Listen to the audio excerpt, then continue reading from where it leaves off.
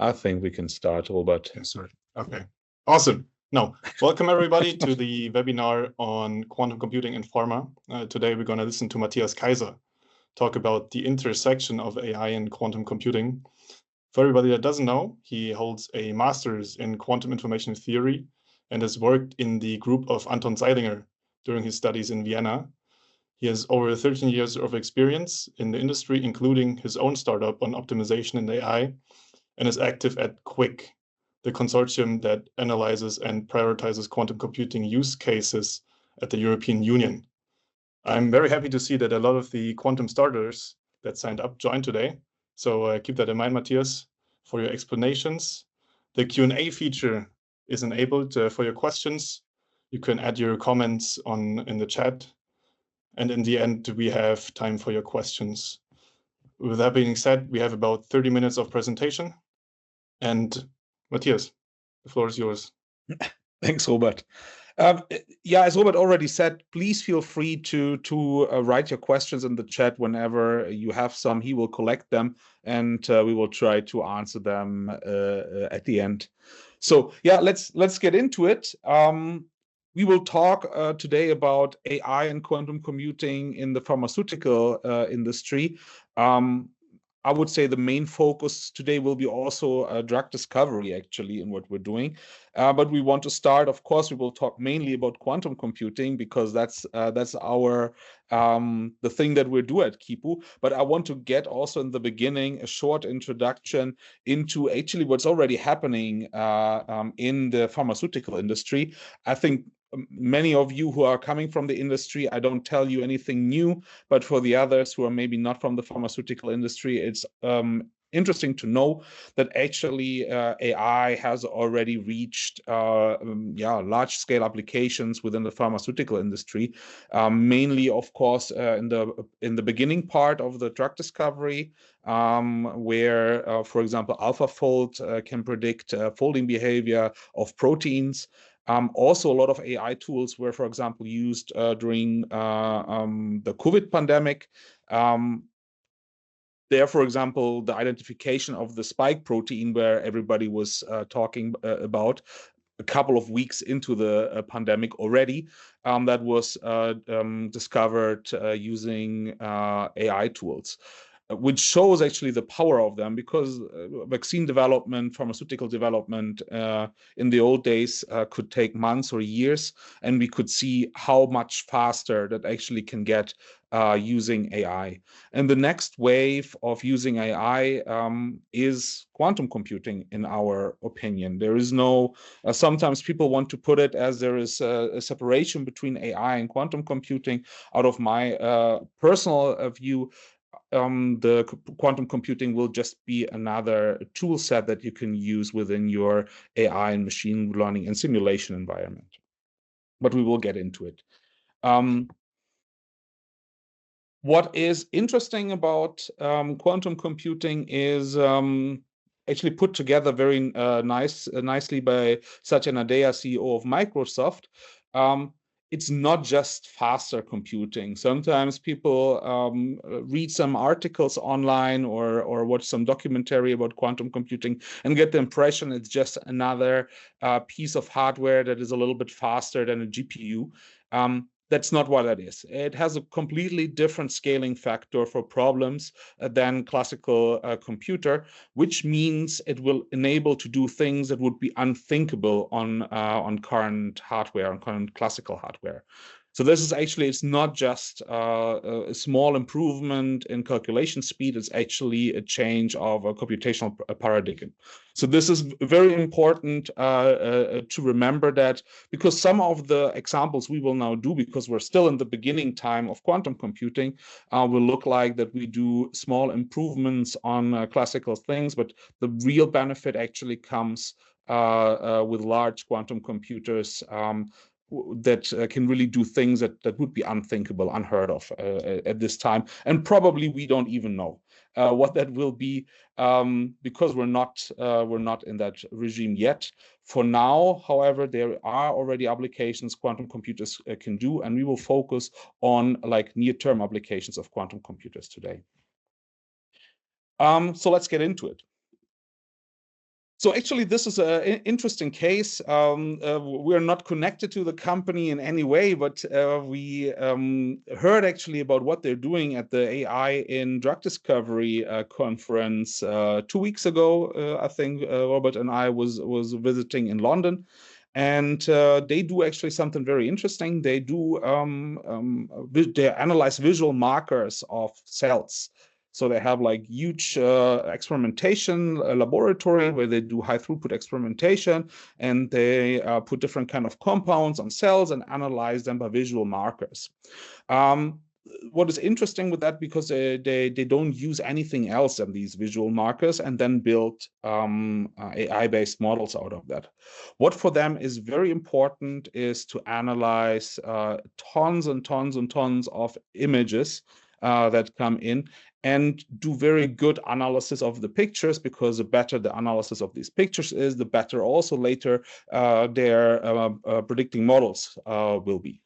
The interesting thing is here they do it fully classical, GPU-powered picture image classification. However, we could already show that using quantum kernel methods, we can actually speed up, or not speed up in this case, but make the neural network leaner that you can use for this by using so-called quantum kernel methods. Quantum kernel methods are used during training of the neural networks. So the resulting neural networks are fully classical, are completely classical neural networks. However, the data is basically transformed using so-called quantum kernels to be able to train the classical networks much more efficiently than is possible with classical means. And we could show this actually, I think in the next slide I have also, this was actually done, the analysis, that's why also the picture you might wonder, it was done, the first test we were doing was on a breast cancer data set that we use, where we use it for classification if there is breast cancer present or not.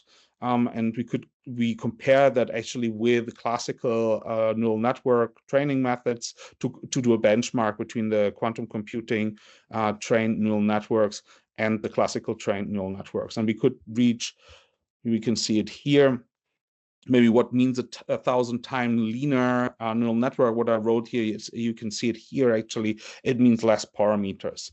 So we have here two Kipu-based algorithms. So this is Kipu-1 and Kipu-2.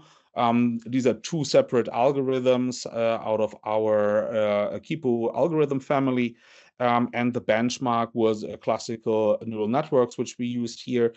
Both had very similar properties, or all three had very similar properties. So the F1 score was comparable in the end between all three of them. However, the required parameters were quite differently. You see the benchmark had roughly 11 million parameters, where the worst worst performing Kipu algorithm had roughly 12,000 parameters with using 9 qubits. It is to say in this case that we're still here we're scratching on quantum advantage here, but we're not quite there. The reason being is that the picture size, the pixel size that we can tackle is still very limited, but we're also not using the full power of a quantum computer yet, because we're using currently 9 qubits and working on improving that, have already algorithms which can work actually on more qubits than the 9, but no publication yet. If you're interested in that topic, in quantum kernels, just drop us a message later. We're happy to share more information about that. I think you can even click now the link to the archive paper. That should actually work for you as well. Very good. And notable here is also that the quantum kernel methods are not just applicable to picture data. We actually did already tests to do it on tabular data and also on time series data. So there are many, many other applications that you could use that for. The art here is encoding into the quantum state, which we are mastering very well at that point. So also, if you're not interested in image classification, but more in things connected to time series or to tabular data, just reach out, and we can organize a call with the respective experts within our company. So let's go on to the next topic. I already scratched on that a little bit in the introduction in the beginning. Basically, the promise of AI in drug discovery, especially in the early stages of the drug discovery, are to shorten development times.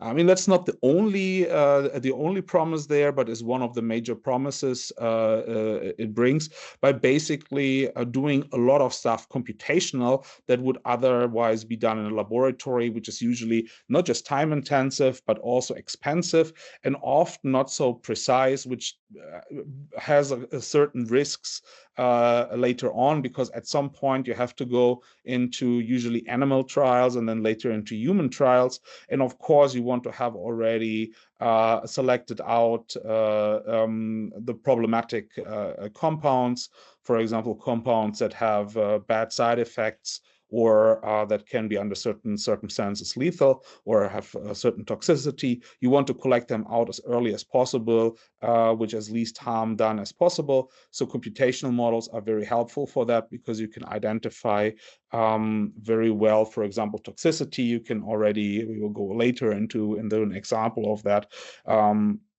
You can predict binding behavior from different compounds on proteins. So you can see there's one thing is, of course, binding, which is important because you want that your medical compound, your pharmaceutical is doing what it's supposed to do. But also non-binding is important because you, for example, want not to bind it to certain receptors to avoid side effects. So these things are all things that AI is already doing in the pharmaceutical industry. What is important here is that these AI models are usually highly complex, right? You have like a lot of dependencies. You have a lot of moving parts that you have to consider, which makes models extremely complex, usually in the pharmaceutical industry. Which means also the data, the sources of data are various. We talked already before of data that's coming from experiments. There's data that can come from clinical trials. There's data coming from computational models, from physical simulations, and many, many other sources. And when you build a model, you usually want to have the model as good as possible fitting your needs. But you don't want to have many things in which could harm the model or have no value for the model, right? You have to train all of that. It costs money, that costs time. And in the end, you might even end up with a model that is overfitting, which is, of course, also not a good thing. So what you usually do is you do feature selection. So you basically try to reduce the features of your model to the features most important to your purpose. We did that here using a quantum algorithm. Again, here the quantum algorithm is only done during basically the training of the neural network. The resulting neural network is completely classical. So what we did here is we reduced the size of the features of that model for all of these candidates. So we compared different kind of approaches for feature selection. For each of them, we try to compress the amount of features by 1/3. We took 1/3 of the features we tried to take away. And what we could show actually is that the resulting neural network is performing best with Kipu. So an F1 score of 1 would be the optimal case here, would be the best possible performing network. And we are here getting actually quite close with 0.85. You can see that other quantum computing-based solutions like QAOA are performing much, much worse. but also classical algorithms usually were used for that. For example, Gurobi, or one of the most used, as I think Select K-Best, are performing worse than that. That is definitely a general trend that we see. It doesn't work in every case. This is also very clear, but especially for large unbalanced data sets, it's a very, very good measure to do here. The algorithm that we used is currently also available on, so this is the algorithm we used here in this case is of course a little bit tuned for this application, but more generalized algorithm is currently available on the Qiskit functions platform, IBM Qiskit functions platform, under the name ISCAI Quantum Optimizer. It was launched, I think, last week. And even Jay Gambetta of IBM posted about the algorithm. It will run on a 156 qubit machine of IBM on Iskaya, on the IBM Qiskit Functions platform. So if you are user of the Qiskit functions, then you can check out the algorithm actually right now if you're interested into it. Another thing is, of course, protein folding and binding. These are two important things. Usually in pharmaceutical world, AlphaFold is, of course, a big name that is currently used, that has had immense influence on the pharmaceutical world. We see it here. Basically, all human proteomes are by now already simulated using AlphaFold. Some of them very good, some of them not so good. But let's say it is a wide range of data that AlphaFold could provide, which many IT companies in the pharmaceutical world tap into to build actually larger models out to do predictions for drug discovery and drug development. The same is also possible with quantum computers, not in the size as with AlphaFold yet, but we're getting there. So this is actually a study that we have done, I think 2 years ago. This is already, we have actually a new paper coming out where we can move it even to more amino acids. So currently we can do on a quantum computer roughly 13 amino acids. Here in the paper, we managed until 9 amino acids. That's probably not a lot, you say, and you might be true with that, but we're also in the early stages of quantum computing. So that can be scaled to much, much larger amounts of amino acids. And the interesting thing is that, of course, we're using here a quantum mechanics-based simulation, basically, that can be also much more precise than methods like, for example, AlphaFold in that case.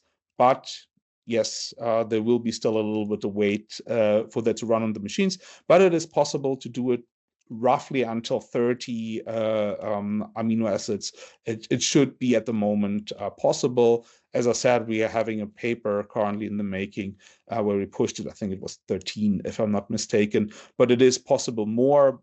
But it is we're working on that currently. If you're interested in that, just let us know. We're searching for partners to further develop these algorithms.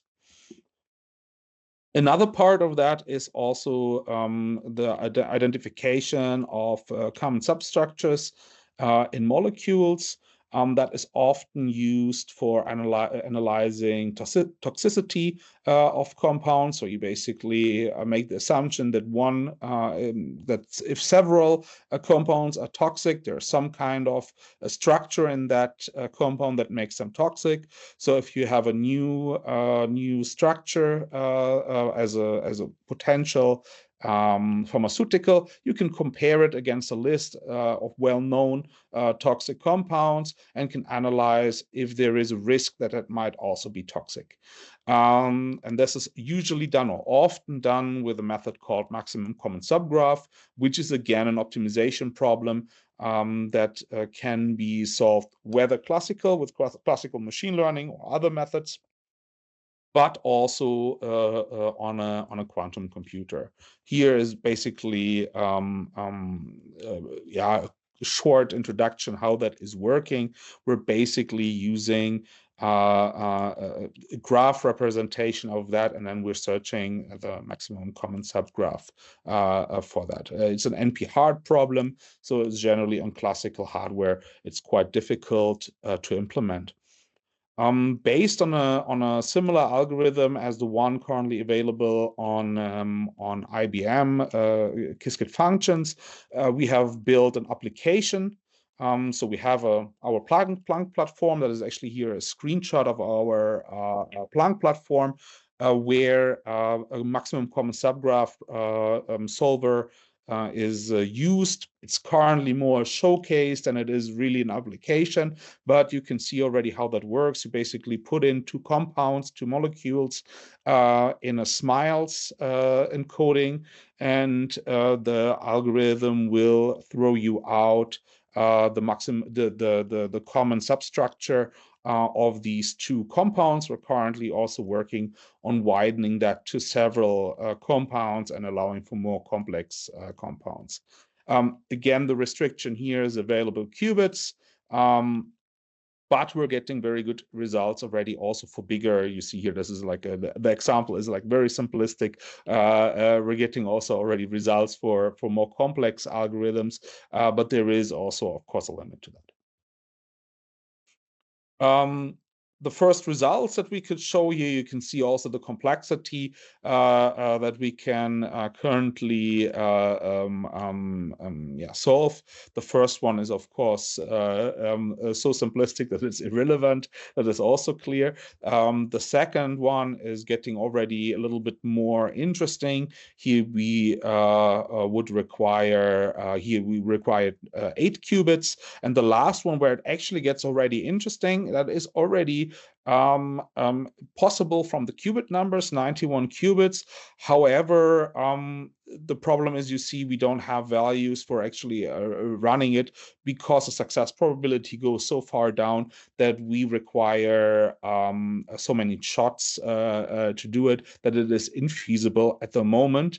However, we have already an improved algorithm for that, and also hardware, the upgrades on hardware that are currently happening, especially on the error rates, are getting constantly down, will actually very fast bring us in a range where we can solve also these kind of compound sizes, and soon even bigger. It gets even more interesting if we have more than 2 molecules, because they're the scaling factor for quantum computers compared to classical is much more in our favor. So what the news don't tell you, I told you already during my presentation a little bit about it. This is basically this offset, right? If we're looking at quantum computing, we're currently, the hardware that is available is roughly around 1,000 qubits are currently available. Google has announced a roadmap until 2030. They want to have 1 million, which they're also good on track. So that it's likely that they will hit that maybe even earlier than they have proposed.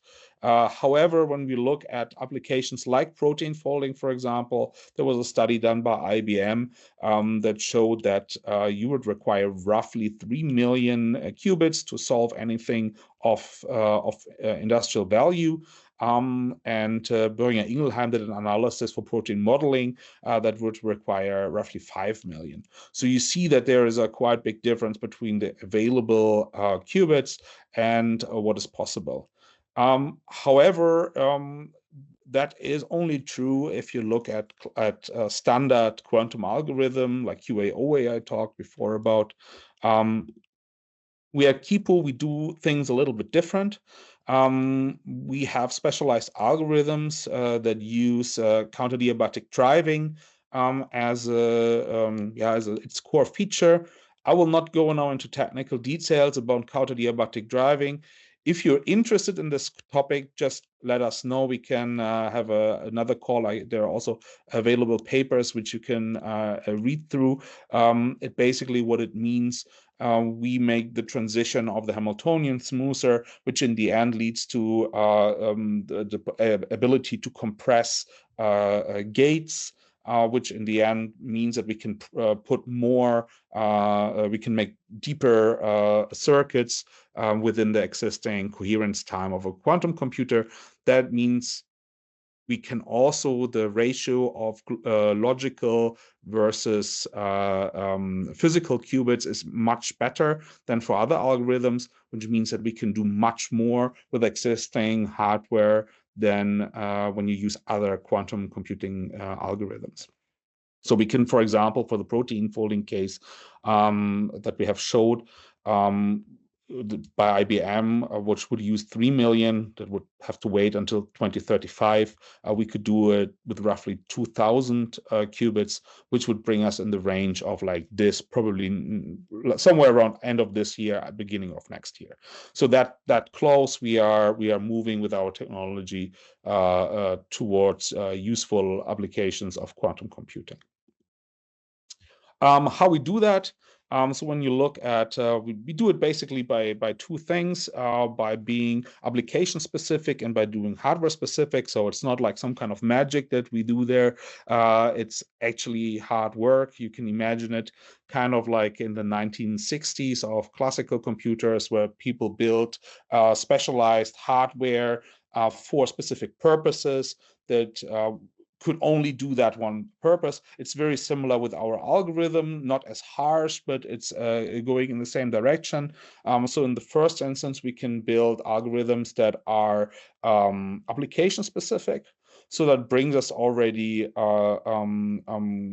closer to what we can execute on existing hardware, but that is usually not enough. So what we do then is we also build them hardware specific. That means our algorithms are usually built to solve a specific problem on a very specific hardware, where we can then adjust the algorithm in a way that it uses the hardware in the most efficient way. So this is the two things that have to come together, which on our side means we have a big team of physicists, mathematicians, theoretical chemists that work on these kind of problems to basically analyze, on the one hand side, the problem, the business problem, but also its mathematical implementation on the computer. But second of all, also the existing quantum hardware, then match the right hardware to that problem, and then build a specific algorithm for that is problem specific, but also hardware specific.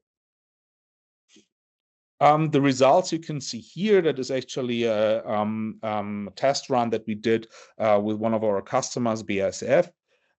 They had already an implementation of a QA/OA for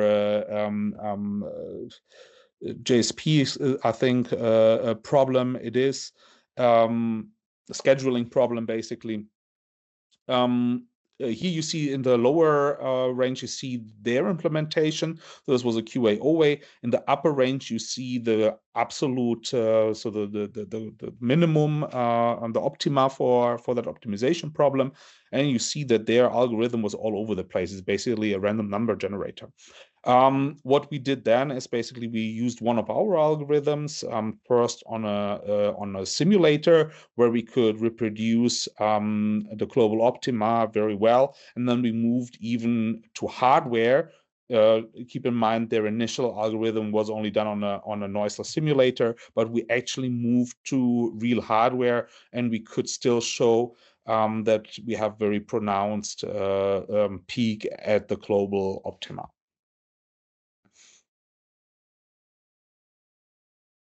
So, Robert has prepared a poll for you. So now it's over with just listening. So we have some work for you as well.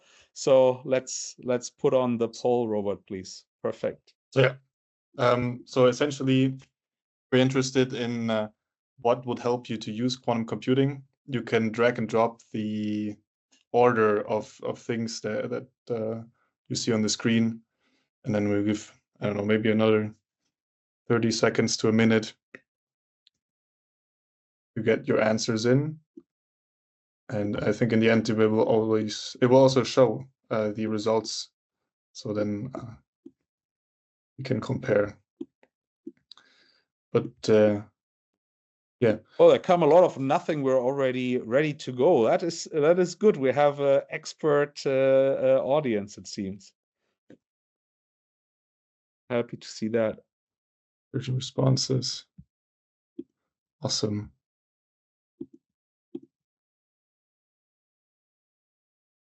So the top answer is experts to guide and implement solutions. And the second one is access to hardware platforms. Yeah. I think, I think this is also like access to hardware platforms. It is actually sometimes a little bit under. Yeah, some people don't see it as so important, but it actually is. We see that, especially. I mean, we're coming from hardware-specific algorithms, but also many applications work differently well on different hardware. So it is often necessary to test out different hardware for your application. So if you have tried, for example, only a D-Wave, and then you say for that problem, quantum computing is not working, that's probably not true, because there's many other quantum computer technologies that might be more suitable for your application. So having different hardware and benchmarking your problems on different kind of hardware is actually quite important.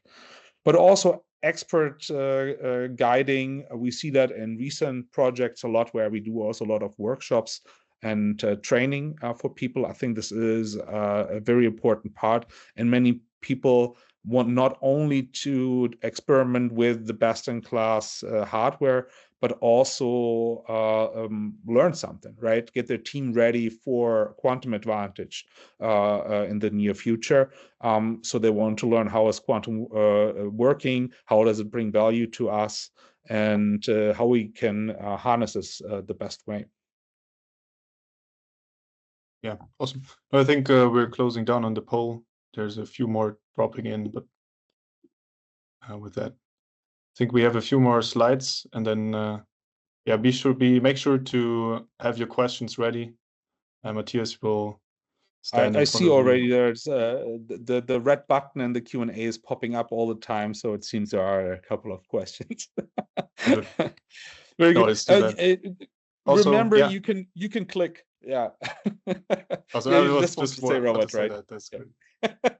Very good. If you click here, you can go to a short video done by David Niehaus, who's responsible for the Planck platform, telling you how the Planck platform works. So you can click it and watch it then after this webinar if you're interested in. But you can also just write us via email or on LinkedIn, and we can answer you some questions if you may have some. I talked already about the Planck platform having the optimizer, the Hubo or Kubo optimizer on it. That is actually how that Planck platform looks. It is existent. You can use it right now. You can actually sign up fully free of charge if you wish so. However, there's also the possibility to use real hardware on it. We have a wide range of different kind of quantum backends that you can consume over the platform, that you can use as pay-per-use, or also you can have corporate contracts where you can buy tokens, which you can then use for different hardware. But also you can use different algorithms of different vendors. Also ours of Kipu are of course on the platform. Currently is bias field DCQO on it. This is also the one that the ISCAI optimizer is based on. However, the ISCAI is a little bit newer version of it. However, in a couple of weeks, I think we will have also some news about that. There will come something new also on the Planck platform. There is also an older version of the optimizer which you can use for free on a simulator. Yeah, so if you just want to test and play around a little bit, just register and get started right away. If you have more questions or you need a weather project, a little bit help with the platform, or you have further questions, just feel free to contact us. You see also already some of the companies that are available, but this is by far not all that there is. We are also always trying to get new stuff on it. So we try always to have at least the mainly used quantum hardware. Sometimes also we have of some smaller companies the hardware available, and we try to get also the newest machines always on Planck. This is about Planck. Yeah, so go there, try it out. There's also a lot of interesting material on there. I heard there's also a lot for quantum developers to explore and find materials for yourself. Also, if you're currently writing on your master or bachelor thesis, there is valuable information to be found on the Planck platform.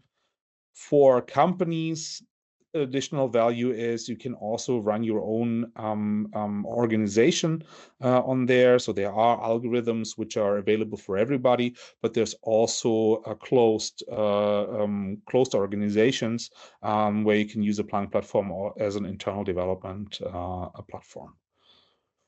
That's it from my side. I got already into it. I just wanted to structure a little bit more how you can engage with us. So we can help you with strategy, with getting started in the quantum computing workshops, training, stuff like that.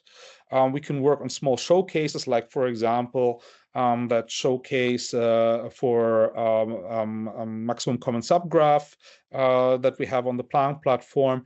We can also make something tailored for you with a small graphical user interface, usually nice as a starting project, also something to show for somebody who's maybe not so deep in quantum computing with a graphical user interface, and it does actually something. So that's often a very good starter to get a bigger project within a company started.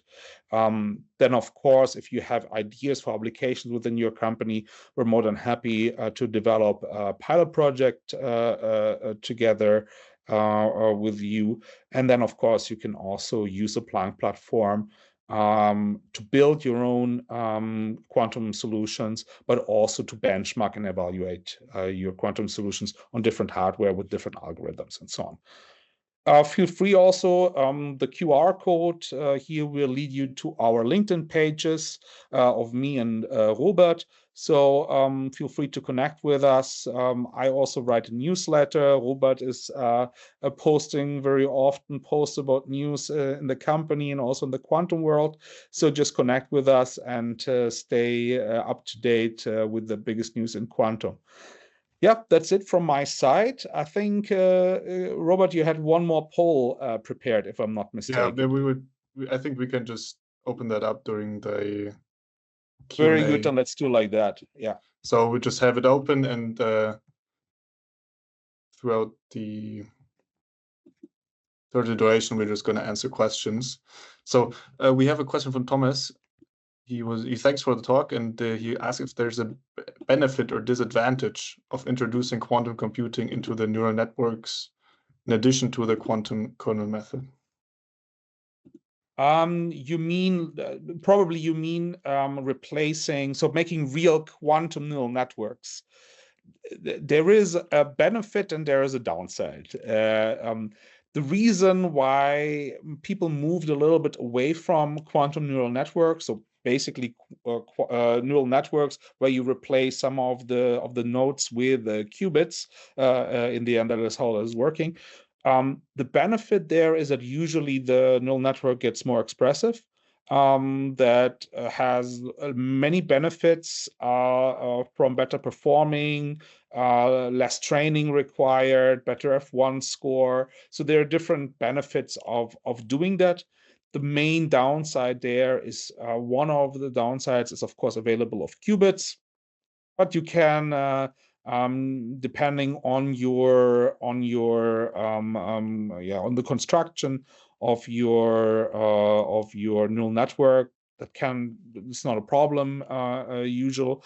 However, another downside is, of course, calculation time. That is not usually problem is not the calculation time, but the waiting queue that you are getting into when you do quantum computing, which is still a problem because there's a handful of machines in the world and many people who want to try out. So at that point in time, I think it's unpractical. That will change, but it is unpractical, which is also the reason why we concentrate usually more on applications of quantum computers in the training, not actually in the execution of the neural network. I hope that answers your question, Thomas. We have Sumanta. What are the specific optimizer used for protein sequencing, and also how to map the amino acids and qubits? He's referring That to... is a very good question that I'm currently not able to answer. I would refer you to the paper. You can find it actually. Maybe Robert, you can post the paper side of our webpage. There you can find publications. There is not yet the 13 amino acid paper on it because it's not out yet. But there is the one I talked actually about is on there, so you can check it out. I was reading about this. I think we used a 3D method, but I'm not 100% sure. So check it out.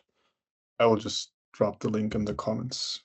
If you have further questions about that, I know exactly who is the expert in the company, so I can put you also in contact with that person.